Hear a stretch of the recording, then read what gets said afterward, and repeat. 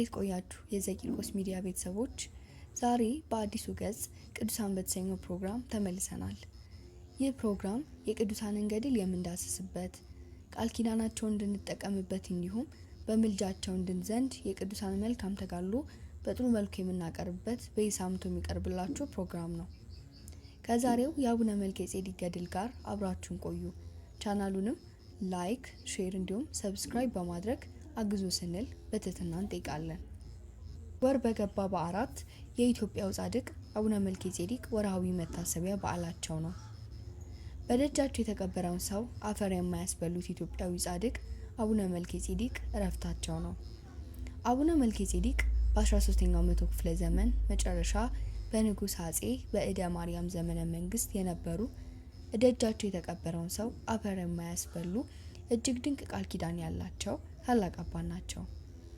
የአምላካቸውን የክርስቶስ መከራ ለማሰብ ገዳመ ቆሮንጦስን የመሰለ ዋሻ ቆፍረውና በዚያ ገብተው ቀንና ሌሊት ዘግተው በረደኝ ፀሐይ ልሙቅ ጨለመኝ ብርሃን ልይ ሳይሉ በጸሎት ብቻ ዘግተው በመኖር ራሳቸውን በችንካር እያቆሰሉና ጭንቅላታቸውን እያተሉ ትሉን ለሰማይ አዕዋፍ ይመግቡ ነበር። እግዚአብሔር ወልድ የተገረፈውን ግርፋት እያሰቡ በየቀኑ እስከ 3000 ድረስ ይሰግዱ፣ ሰውነታቸውንም እንዲሁ ይገርፉ እንደነበር መጽሐፈ ገድላቸው ይናገራል። የክርስቶስን መቸንከር እያሰቡ እጅና እግራቸውን ወገብና ደረታቸውን በብረት ቸንክረው መከራውን ያስቡ ነበር። ጎኑ በጦር መወጋቱን አስበው አጥንታቸው ሲሰበር ድረስ ጎናቸውን ወጉ። ሐሞትና ከርቤ መጠጣቱን አስበው እርሳቸውን መራራ ይጠጡና እንክርዳድ የሚመገቡ ነበር። ሞቱን አስበው ደግሞ እንባን ያነቡ ነበር።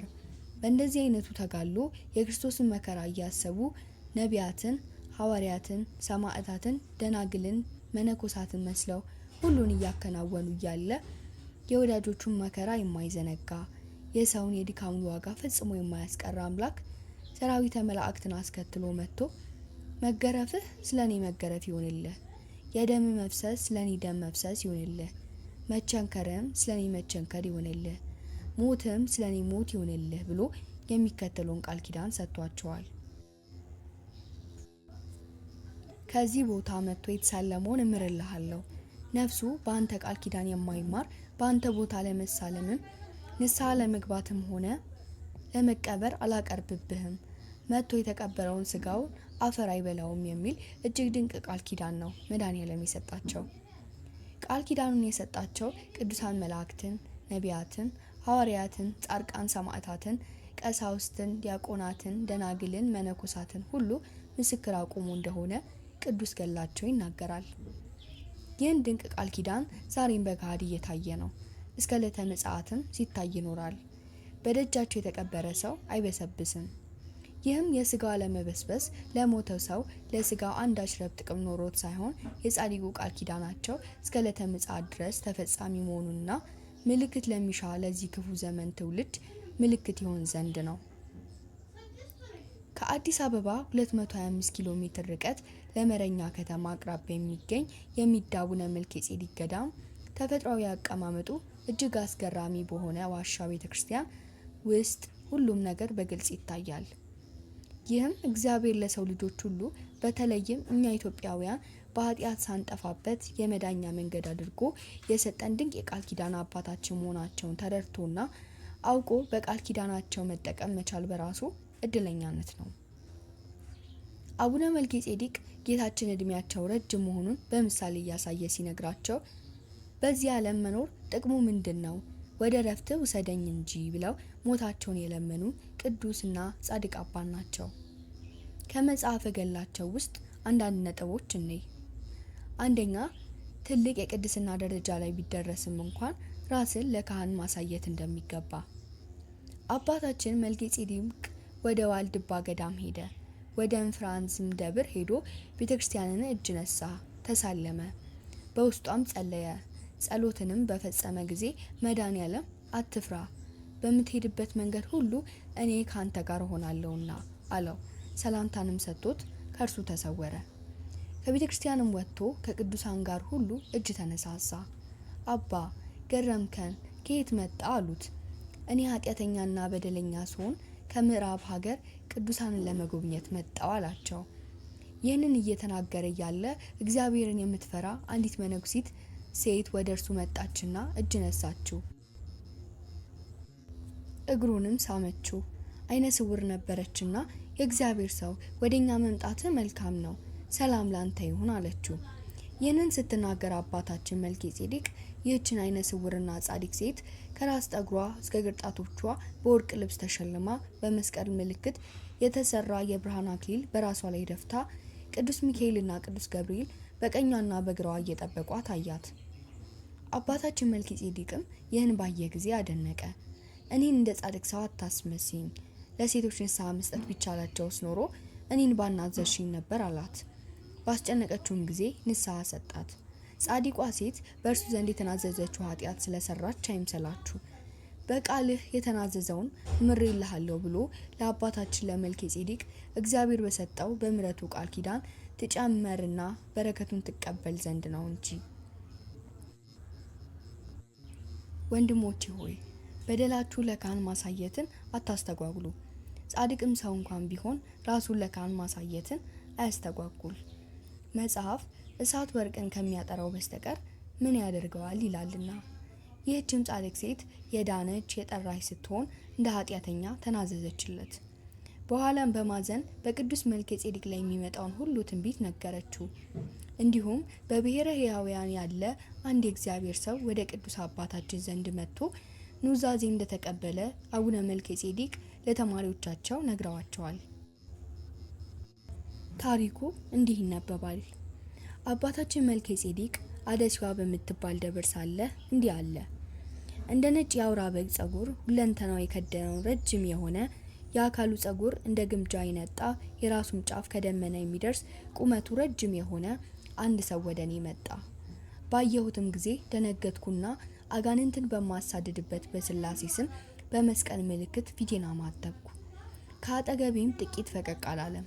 እኔም አንተ ማነ ከወዴትስ መጣ አልኩት። እርሱም እኔ ኃጢአተኛ ሰው ከቀደሙት አባቶች ዘመድ የሆንኩና ከኖህ ልጆች ወገን ነኝ።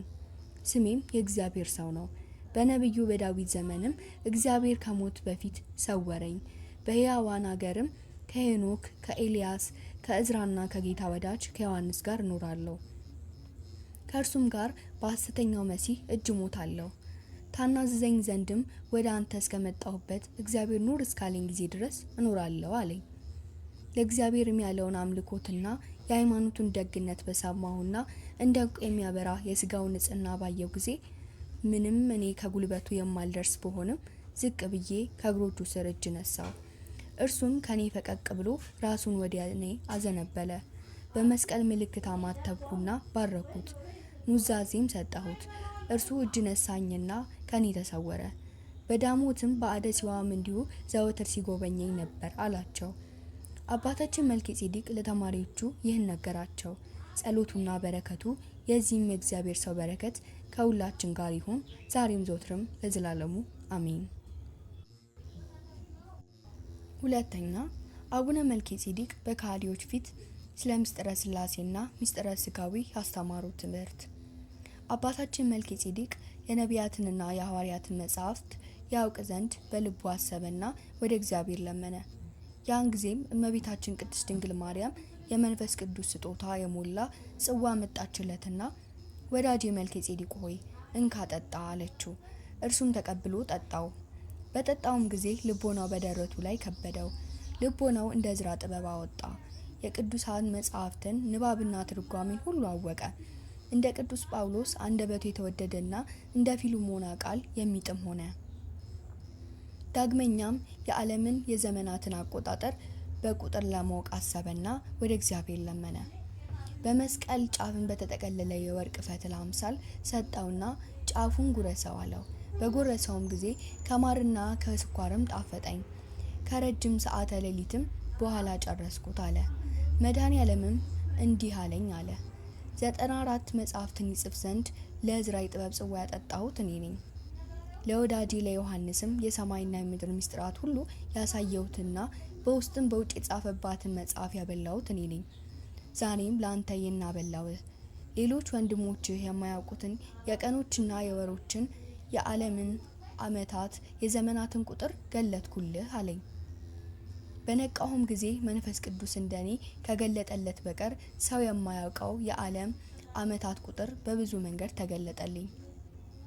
የኩፋሌ ሱባኤዎች፣ የሄኖክ ሰንበታቶች፣ የእዝራ ሱባኤ፣ የዮሐንስ ራእይና ማህተብ፣ ሃይማኖታቸው የጸና የቅዱሳን አባቶች የአቆጣጠር ፈሊጥና ዘዴ፣ የበልጉና የበጋውን ክፍለ ዘመን፣ የክረምቱና የመኸሩን ክፍለ ዘመን፣ የዕብራውያንን፣ የጽርዕን፣ የሱርሰትን፣ የአረብን፣ የቅብጥን አቆጣጠር፣ የሳቢላን አቆጣጠር፣ የፀሐይንን መዞሪያና መግቢያ፣ የብርሃናትንም መመላለሻ፣ ሰዎች የማያውቁትን የተሰወረ ሁሉ እግዚአብሔር ገለጠልኝ አለ። ጌታችን መድኃኒታችን ኢየሱስ ክርስቶስ ከድንግል ማርያም መወለዱን የማያምኑ ሰዎች ወደ አባታችን መልከ ጼዴቅ መጡና እንዴት እግዚአብሔር ከሴት ተወለደ ትላለህ አሉት። እርሱም በእውነት ቃል መጀመሪያ ከአብ ተወለደ፣ ዳግመኛም ከድንግል ማርያም በስጋ ተወለደ፣ ከተወለደም በኋላ የእናቱ ድንግልና ሳይጠፋ ተገኘ አላቸው።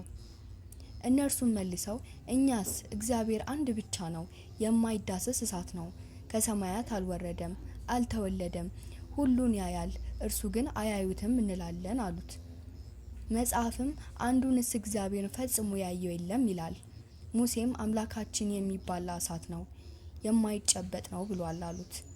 ከነቢያት መጽሐፍትም አንዱን ከሚያስረዱ ብዙ ምስክር እየጠቀሱና እያመጡ ነገሩት።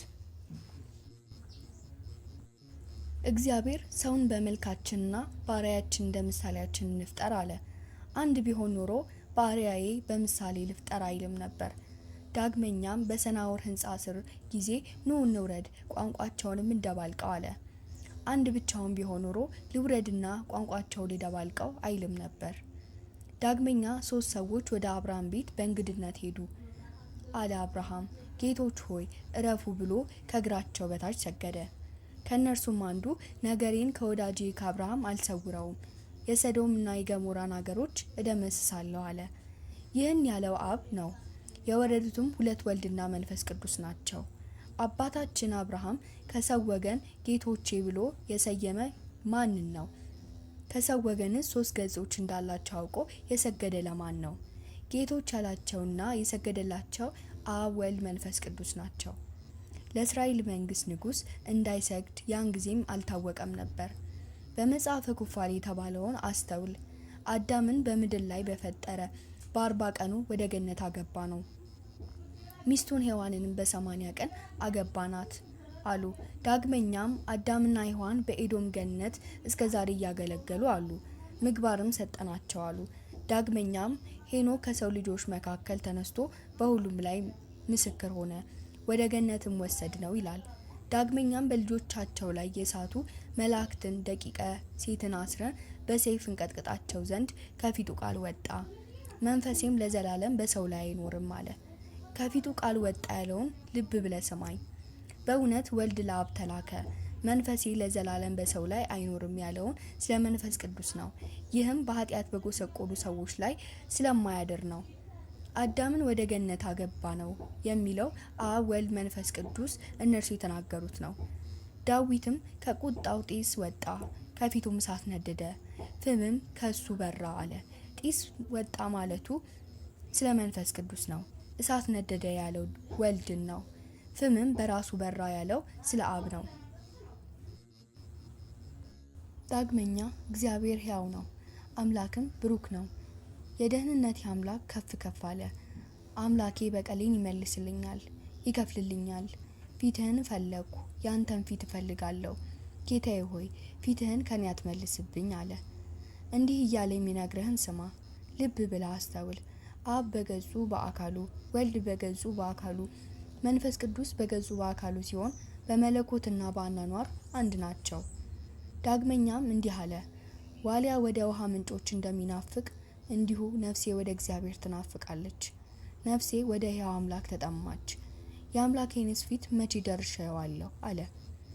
ዳግመኛም አቤቱ ጸሎቴን ስማኝ፣ ጩኸቴንም ከፊትህ ድረስ፣ ፊትህንም ከኔ አትመልስ አለ። እዝራም ይህ ከባህር የወጣ ሰው አይጣላቸውም፣ ከአፉ የወጣ የእሳት ፍም፣ ከአንደበቱም የሚወጣ የእሳት ነበልባል፣ ከከንፈሮቹም የሚወጣ የእሳት ወላፈን እንጂ አለ። እነዚህን በእርሱ ላይ የተነሱ የአይሁድ ሕዝቦች በእውነት በሶስትነት ስሙ እርሱ ወልድ አጠፋላቸው። የአብ የወልድ የመንፈስ ቅዱስ የገጽ ሶስትነት ብዙዎች ነቢያት ያስረዳሉ። ስለ 3 ገጾቻቸው ነቢያት ያሉትንማ ስማ፣ አስተውል። በመለኮትም አንድ አምላክ ነው የሚባል ላሳትም ነው። አናኗራቸው፣ ዙፋናቸው፣ መንግስታቸውም ሀሳባቸውም አንዲት ናት። ስለ ወልድ መወለድም በኦሪት ዘፍጥረት አዳም ከእኛ እንደ አንዱ ሆነ ያለውን ስማ፣ አስተውልም። የአዳም ስጋ እንደሚለብስ አውቆ አብ ስለ ልጁ የተናገረው ነው።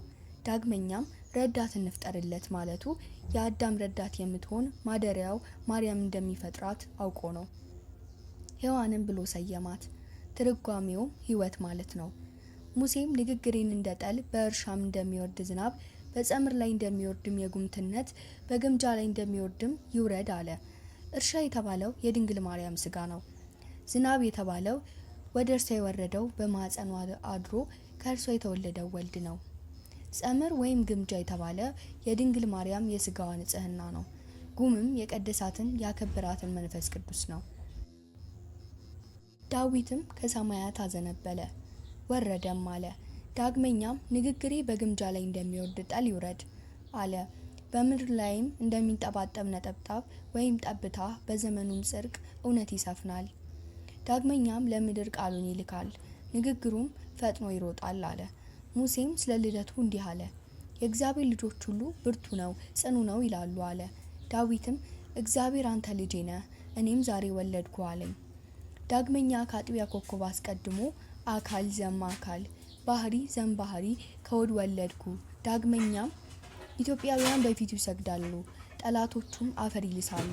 የተርሴስና የደሴቶች ነገስታት ስጦታ ያመጣሉ፣ የአረብና የሳባ ነገስታት እጅ መንሻን ያቀርባሉ፣ የምድር ነገስታትን ሁሉ ይሰግዱለታል አለ። ኢሳይያስም ከእሴይ ወይም ግንድ ስር በትር ይወጣል፣ ከግንዱም ወይም ከስሩም ቁጥቋጦ ያፈራል፣ የእግዚአብሔር መንፈስ በእርሱ ላይ ያርፋል አለ። ከእሴይ ስር የወጣች በትር ድንግል ማርያም ናት። ከግንዱ የወጣው አበባ ከእርሷ የተወለደው ወልድ ነው። የእግዚአብሔር መንፈስ በበትሯ ላይ ያርፋል የተባለውም በድንግል ማርያም ላይ ያደረባት መንፈስ ቅዱስ ነው። ዳግመኛ እነሆ ድንግል ትጸንሳለች፣ ልጅንም ትወልዳለች፣ ስሙንም አማኑኤል ብላ ትጠራዋለች አለ። ዳግመኛም አለ፣ ሕፃኑ እጁን ከአውሬው ጉድጓድ ይጨምራል፣ የሚነካውም የለም። ዳግመኛም ሕፃኑ አባቱና እናቱን መጥራት ሳያውቅ የደማስቆን ሀብት ይወስዳል። ዳንኤልም እስከ ንጉሥ ክርስቶስ መምጣት ድረስ ኢየሩሳሌም ወይም ቤተ መቅደስ ትሰራለች አለ። ሰለሞንም ወልድ ወንድሜ በቤቴል ተራሮች እንዳለ ዋሊያ ጠቦትና እንደሚዳቋ እየዘለለ መጣ። የቤቴል ተራሮች የተባሉት እስራኤል ናቸው። ከእነርሱም የአማኑኤል ማደሪያው ድንግል ማርያም ተገኘች አለ። ይህን ሁሉ ምስክር ከመጽሐፍ ጠቅሶ አምጥቶ የአርዮስ የሰባሊዮስና የአባሪዮስ ልጆች የሆኑ ይህን ሁሉ የነቢያትን መጽሐፍት ሰምታችሁ ለምን አታምኑ? የክርስቶስን ከድንግል ማርያም መወለድ ለምን ትክዳላችሁ? እናንተ ሰነፎች፣ ልባችሁ ድንጋይ ነውን? አላቸው። እኛስ የክርስቲያን ልጆች ከመለኮቱ ዙፋን ሳይታጣ ከሰማያት መውረዱን፣ ከድንግል ማርያም መወለዱን፣ በዮርዳኖስ መጠመቁን፣ በዓለም ውስጥ መገለጡን፣ በዚህም በለበሰው ስጋ መሰቀሉን፣ መሞቱን፣ መነሳቱን፣ ወደ ሰማያት ማረጉንና ዳግመኛ ዓለምን ለማሳለፍ ለፍርድ ተመልሶ መምጣቱን እያመንን ስጋውን በመፈተት እንበላለን፣ ደሙን በማመስገን እንጠጣለን። ድንቅ ስራውን አየን፣ ምሕረቱን አገኘን። ለድንግል ማርያምም ማደሪያ ስለሆነችውና በድንግልና ስለወለደችው እንሰግድላታለን አላቸው። እነዚህም ከሃዲዎች ይህን ሰምተው እግዚአብሔር አያድንህም እያሉት አፍረውት ሄዱ። እነርሱም የሴጣን ልጆች መሆናቸውን ነገራቸው። ከዚህም በኋላ አባታችን መልከጼዴቅ ከነዚህ ከሃዲዎች ጋር በተከራከረበት ከቀንጮራር ገዳም ወደ ቤቱ ተመልሶ ገባ። በመሸም ጊዜ ከበዓቱ ተቀምጦ ሳለ አምላክን በድንግልና የወለደች እመቤታችን ቅድስት ድንግል ማርያም ተገለጠችለትና ስለ እኔና ስለ ልጄ በመከራከር ከነዚህ እኔና ልጄን ከካዱ ከሃዲዎች ጋር በድካም የዋልክ ወዳጄ መልከጼዴቅ ሆይ ሰላም ላንተ ይሁን አለችው። ያን ጊዜም እጇን በግንባሩ ላይ አድርጋ በእርሱ ላይ ባረከች። በሰማያውያንና በምድራውያን ቅዱሳን በረከት እግዚአብሔር ይባርክ። እንደወደድከኝ እወድሃለሁ፣ እንዳከበርከኝ አከብረሃለሁ። በርስቴም ከኔ ጋር ለዘላለም ትኖራለህ አለችው። ሶስተኛ መድኃኔዓለም ክርስቶስ ለአቡነ መልከጼዴቅ የተገለጠበት ልዩ ቦታ። የእግዚአብሔር መልአክ አባታችን መልከጼዴቅን በግራሪ ሀገር ወደምትገኝ የቅዱስ ተክለ ሃይማኖት ደብር ወደ ሆነች ወደ ደብረ ሊባኖስ ሂድ አለው። አባታችን መልከጼዴቅም በመልአኩ ትእዛዝ ሄዶ ደብረ ሊባኖስ ደረሰና በዚያ ያሉ ቅዱሳንን እጅ ነሳቸው። ከንቡረ እድ እንድርያስም ጋር ተቀመጠ። ትንሽ ዋሻ በዓትንም ሰጠውና ትእዛዙን በመጠበቅ እግዚአብሔር ያጽና፣ የገድልህንም ፍጻሜ ይስጥህ አለው። መልከጼዴቅም ወደ ዋሻው ገብቶ ምስጋና፣ ጸሎትና ስግደትን ተግቶ ያዘ። እንደ መጀመሪያውም ታስሮ እያለ በየዕለቱ እስከ 3000 ስግደት ይሰግድ ነበር። ደሙም በምድር ላይ እስከሚፈስ ድረስ መንታ በሆነ የገመድ ጅራፍ ሰውነቱን ይገርፍ ነበር። እንባውም እንደ ክረምት ነጠብጣብ ይፈስ ነበረ። የዓይኑ ብሌን እስኪገለበት ድረስ ያነባ ነበር። እንዲህ ሆኖ መከራን ሲቀበል እግዚአብሔር ዝም አይልም፣ ስራውንም ፈጽሞ ያደንቅ ነበር። ጌታ ሆይ የተኛሁትን አንቃኝ፣ የደከምኩትን አበርታኝ፣ የጨለምኩትን እኔን አብራልኝ ይል ነበር። ይህንንም የሚለው ለራሱ ብቻ አይደለም፣ ስለ ዓለሙ ሁሉ ነበር እንጂ። እርሱም በኢየሩሳሌም ከሐዋርያት ጋርና በአርያም ካሉ ከሱራፌል ጋር በክህነት የሚያገለግል ፍጹም ንጹሕና ጻድቅ ሰው ነው። ከዚህም በኋላ ጌታችን ኢየሱስ ክርስቶስ ወደ አባታችን ወደ መልከጼዴቅ መጣና ወዳጄ ሆይ ሰላም ላንተ ይሁን አለው። መልከጼዴቅም አንተ ማን ነህ አለው። ጌታችንም እኔ የድንግል ማርያም ልጅ ኢየሱስ ክርስቶስ ነኝ አለው። ያን ጊዜም ከእግሩ በታች ወደቀ። ጌታም እጁን ይዞ አነሳውና ጽና፣ አትፍራ አለው። ያን ጊዜም እናቱ ድንግል ማርያም ከቅዱስ ሚካኤልና ከቅዱስ ገብርኤል ጋር ከሱራፌልና ከኪሩቤል ከነቢያትና ከሐዋርያት ጋር ከጻድቃን ከሰማዕታት ጋር መጣች። መድኃኔዓለምም አባታችን መልከጼዴቅን ከእናት ማኅፀን ጀምሮ በምስክር ሁሉ ፊት መረጥኩ፣ ካህንም አደረግኩ። ዛሬም የብዙዎች አባት አደርግሃለሁ፣ ኃጢአተኞችንም የምትመልስ ትሆናለህ። ብሩህ አክሊልና በሰው ልጅ ያልተሰሩ የብርሃን ልብሶችን እሰጥሃለሁ። ርስትህም ከአጥማቂ ከዮሐንስ ጋር ይሁን። ሹመትም ከ24ቱ ካህናተ ሰማይ ከ12ቱ ሐዋርያት ጋር ይሁን አለው። ስምህም የእኔ ምሳሌ በሆነው መልከጼዴቅ ይሁን አለው። የመጀመሪያው በጥምቀት የተሰጠው ስሙ ኅሩየ ወልድ፣ በወልድ የተመረጠ የሚል ነበርና ያን ጊዜም ቁመታቸው እስከ ሰማይ የሚደርስ ብርሃናቸው እንደ ፀሐይ የሚያበራ 3 የወርቅ መስቀሎችን ሰጠው። ጌታችንም በላያቸው ላይ ውጣ አለኝ። እኔም በእያንዳንዳቸው ላይ 3 ጊዜ ወጣው። እስከ አርያምም አገቡኝ። በዚያም የእግዚአብሔርን መንበር አየው። በአንድነት በሶስትነት የሚኖር የዘመናት ጌታም በላይ ተቀምጧል። ይህም ነገር እጅግ ድንቅ ነው። ወልድ በምድር ላይ ከእርሱ ጋር እየተነጋገረ ሳለ በአርያም ደግሞ በሶስትነት ተቀምጦ አየው። ጌታም ስርዓትህ እንዲሁ እንዳየው ይሁን፣ እስከ ዕለተ ዕረፍትህም ድረስ ስለ ገድል ጽናት የሚሆን ሰጥቼሃለሁ አለው። በጸሎቱ የተማጸነውን እንደሚምርለትና ሌላም ብዙ ቃል ኪዳን ሰጠው። እኔም ከአንተ አልለይ፣ መላእክቶችም ይጠብቁሃል አለው። መልከጼዴቅም ይህን በሰማ ጊዜ በፊቱ ሰገደ። አቤቱ ለእኔ ኃጢአተኛው አገልጋይ ይህን ሁሉ ክብር የሰጠኸኝ ጌታ ሆይ መንግስትህ ይባረክ አለው። ጌታችንን ባርኮት በታላቅ ክብር ወደ ሰማይ አረገ። ጌታችን ሰራይ ካህን ሆኖ ከአቡነ መልከጼዴቅ ጋር እንደቀደሰ። አባታችን መልከጼዴቅ ወደ እግዚአብሔር ቤተ መቅደስ ገብቶ በመሠዊያው ፊት ቆመ። ጌታችን መድኃኒታችን ኢየሱስ ክርስቶስ ተገለጠለትና እኔ ሰራይ ካህን ሆናለሁ፣ አንተም ንፍቁ ነኝ አለው። ጌታችን በሰው እጅ ያልተሰራ የቅድስና ልብስ ለበሰ። ያን ጊዜም የሰማይ ህብስትና የወይን ጽዋ ወረደ። ህብስቱም በማዕድ ላይ ወይኑን በጽዋ ውስጥ ጨመረና የራሱን ቅዳሴ እግዚእን ይቀድስ ጀመር። ቅዱስ ከሚለው ቃል በደረሰም ጊዜ መላእክት በአንድ ቃል ቅዱስ ቅዱስ ቅዱስ የአማልክት አምላክ እግዚአብሔር ፈጽሞ በሰማይና በምድርም ያለ ወደፊትም የሚኖር ሕያው እያሉ ጮሁ። አባታችን መልከጼዴቅም በቅዱሳን ጸሎት እንደ ሱራፌል በወርቅ ማዕጠንት ዕጣን እያጠነ እንደ እነርሱ ቅዱስ አለ። የማዕጠንቱም ፍም ከሰማይ የወረደ እሳት ነው። የጻድቃን ጸሎትም በሚጤስ ጊዜ ቤቱን ይሞላል። ይህም ከሟች ሰው ልቦና የተሰወረ እጹብ ድንቅ ነገር ነው። ጌታም ይህን ህብስት ለመቁረስ በያዘው ጊዜ ሕፃን ሆነ። ከዚያም ተመልሶ በግ ሆነ። ከዚያም ተመልሶ ህብስት ሆነ። ይህ ህብስትም ፍም ሆነ። አባታችን መልከ ጼዴቅም ይህን ባየ ጊዜ ፈጽሞ ደነገጠ፣ ተንቀጠቀጠም፣ ይሸሽም ዘንድ ወደደ። መድኃኔዓለምም ጽና፣ አይዞህ፣ አትፍራ፣ ከኔ በኋላ አንተ በክህነት በምታገለግልበት ጊዜ በእጅህ እንደዚህ እንደሚደረግ አሳይሃለሁ አለውና። ይህም ነገር ፈጽሞ የሚያስደንቅ ነው። እርሱ መስዋዕት አቅራቢ፣ እርሱ ሕፃን ይሆናል፣ እርሱም ፈራጅ፣ እርሱም በግ ይሆናል፣ እርሱ ፈታሽ ቆራሽ፣ እርሱም የእሳት ፍም የተከመረበት ህብስት ይሆናል። ከሰው ወገን በሁለት ወይም በሶስት መንገድ መገለጥ የሚችል ማን ነው? እርሱ ግን ሁሉን ቻይ ነውና ከመንበሩ ሳይነዋወጥ ከሶስትነቱ ሳይለይ በምድር ላይ በብዙ መንገድ ይገለጣል። መዓዛ ባለው እንጨት ለሄኖክ የታየበት ጊዜ አለ። በቀስተ ደመና ለኖህ የታየበት ጊዜ አለ። ከሁለት ሰዎች ጋር በሰው አምሳል ወደ አብርሃም ሄዷል። ለይስሐቅ በበግ አምሳል ታይቷል። ለመልከ ጼዴቅ በህብስትና በወይን አምሳል ታይቷል። ለያዕቆብ በመሰላል ላይ በእሳት ነበልባል ተገልጧል። ለኤልያስ በቀጭን ፉጨት ተገልጧል። ለኢሳይያስ በመንግስቱ ዙፋኑ በተቀመጠ ሰው ተገልጧል። ለዳንኤል በሽበታም ሰውና በድንጋይ አምሳል ተገልጧል።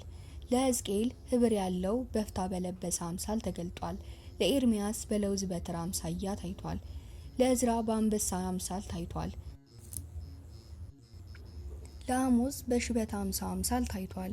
ለእመቤታችን ድንግል ማርያም በመልአኩ በቅዱስ ገብርኤል አምሳል እንደ ጠልም በማኅፀኗ አድሮ ከእርሷ ተወለደና በዚያም ሰው ሆነ። በአርያም መላእክት በፈለጉትም ጊዜ ከአባቱና ከመንፈስ ቅዱስ ከቅዱሳንም ጋር እንደ ጥንቱ አገኙት።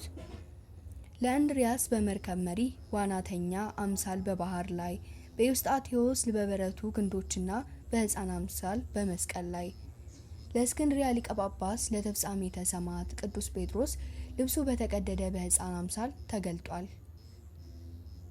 የእግዚአብሔር ልጅ ክብርና ልዕልናዎቹ ስንቱን እናገራለሁ። እስከ ዛሬ ድረስ በሁሉም አምሳል ይመሰላልና። ወደ ቀደመው ነገር እንመለስ። ጌታችን ይህን ህብስት ሲፈትት መንፈስ ቅዱስ እንደ እሳት እየነደደ በእርሱ ላይ ወረደ። ቅዱስ ሥጋውንና ክቡር ደሙን ለማክበር ለመለወጥ መውረዱን እንደማያቋርጥ ተረዳ፣ ታወቀ። ህብስቱንም ፈትቶ በጨረሰ ጊዜ ይህ የህይወት እንጀራ ከሰማይ የወረደ ሥጋዬ ነው ብሎ ለአባታችን መልከ ጼዴቅ ሰጠው። ዳግመኛም በህይወተ ሥጋና ነፍስ ላሉ ሰጣቸው። ጌታችንም እንደ ነቢዩ ኢሳይያስ ከንፈርህን አስነካው፣ ከኃጢአትም አነጻው፣ ዛሬ እንዳየኸኝ ነገም አንተ እንዲህ በክህነት አገልግል አለው። አባታችን መልከ ጼዴቅም በአገልግሎት ጊዜ በፈጣሪያቸው እጅ የተሰራ ልብሰ ተክህኖ ለበሰ። እንደ ትላንቱም ማዕድና ጽዋ፣ የወርቅም መርፈ መስቀል፣ የሰማይም ህብስትና ወይን ወረደ። በማዕዱ ላይም ህብስቱን አኖረ፣ በጽዋውም ላይም ወይኑን ጨመረ። የጌታችንንም ቅዳሴ ቀደሰ። ቅዱስ ቅዱስ ቅዱስ የአማልክት አምላክ እግዚአብሔር ዘወትር በሰማይና በምድር የሚኖር ነው ባለ ጊዜም በዚያ የነበሩ በሰማይም ያሉ መላእክት ቅዱስ ቅዱስ ቅዱስ እግዚአብሔር ሲሉ ምድር እስኪናወጥ ድረስ የምስጋናቸውን ቃል ሰማ። የእውነት መንፈስ ቅዱስ ጰራቅሊጦስን ላከው። ባለ ጊዜም ሰማይ ተከፈተ፣ የኢየሩሳሌምም የቤቷ ጠፍር ተቀደደ።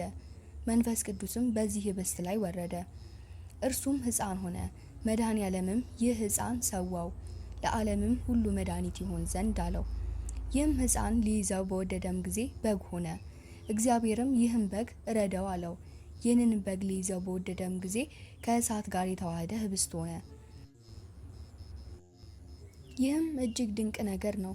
ጌታ ከአገልጋይ ይናገር ዘንድ ጌታ ንፍቅ ቄስ ሆኖ ከመልከ ጼዴቅ ጋር እየተነጋገረ ቆሞ ሳለ በመሰዊያው ላይ ሕፃን ሆነ።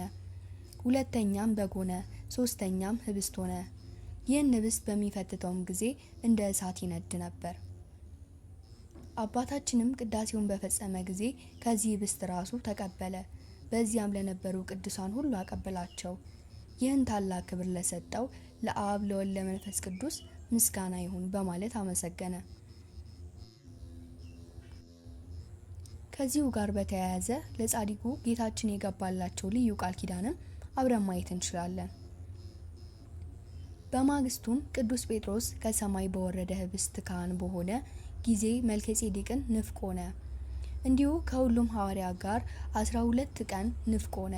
ዳግመኛም እርሱ ካህን ሆነ። ሐዋርያትም እያንዳንዳቸው 12 ቀን ንፍቅ ሆኑት። ለ26 ቀናትም ያህል ሁሉም በኢየሩሳሌም ሆኑ። ይህን ተልእኮ በፈጸመም ጊዜ ጌታችን መድኃኒታችን ኢየሱስ ክርስቶስ እኔ ከእናት ማኅፀን መረጥኩ፣ ከአፌም በወጣ ቃሌም እንደማልዋሽ ቃል ኪዳን ሰጠውህ አለ። ያን ጊዜም እናቱ ቅድስት ድንግል ማርያም ከቅዱሳን መላእክቶች ጋር መጣች። መላእክትንም፣ ቀደምት አባቶች ነቢያትንም፣ ሐዋርያትንም፣ ጻድቃን ሰማዕታትንም፣ ቀሳውስትንም፣ ዲያቆናትንም፣ ደናግልም፣ መነኮሳትን፣ ወንዶችና ሴቶችን ሕፃናትንም ምስክሮች አድርጎ አቆመ። ሄሮድስ ያስገደላቸው 144,000 ሕፃናት ከአለቃቸው ከቅዱስ ቂርቆስ ጋር መጡ። በእኔና ባንተ መካከል እነዚህ ሁሉ ምስክሮች ይሆኑ። ስምህን የጠራ መታሰቢያህን ያደረገ በእጅህ የተጠመቀ በቃልህ የተናዘዘና በእጅህ የተሳለመን ምሬልሃለሁ። የገልህን መጽሐፍ የጻፈውና ያጸፈውን ምሬልሃለሁ። ከአንተም ጋር ርስት እሰጠዋለሁ። የቤትህ ልጆች መንግሥተ ሰማያትን ከአንተ ጋር ይውረሱ አለው። ዳግመኛም ለምሕረት ያልጠራኋትን ነፍስ ለማሳለምም ሆነ ለመባረክ ወይም ለማናዘዝ ወደ አንተ አላቀርብም። ከኃጥአንም ወገን አንተ ስለ እነርሱ ከለመንከኝ እምርልሃለሁ፣ ስጋቸውንም መሬት አይበላውም አለው። ጌታችን መድኃኒታችን ኢየሱስ ክርስቶስ ይህን ሁሉ ቃል ኪዳን በኢየሩሳሌም ከሰጠው በኋላ አባታችን በመንፈስ ክንፎች ተመሰጠ። ተነጥቆም አዴሲዋ ከምትባል ከትግራይ ምድር ተመለሰ። የዚች ሀገር ሰዎችም ለምን እስከ ዛሬ ድረስ ተደበከን አሉት። እኔስ በቤቴ ውስጥ ታምሜ ነበርኩ አላቸው። ከእነርሱም ጋር ከተነጠቁት በቀር መንፈስ ቅዱስ ኢየሩሳሌም እንደወሰደው አላወቁም። ለዛሬው ያቀረብንላችሁ ታሪክ ይህን ይመስል ነበር። ወስብሐት ለእግዚአብሔር።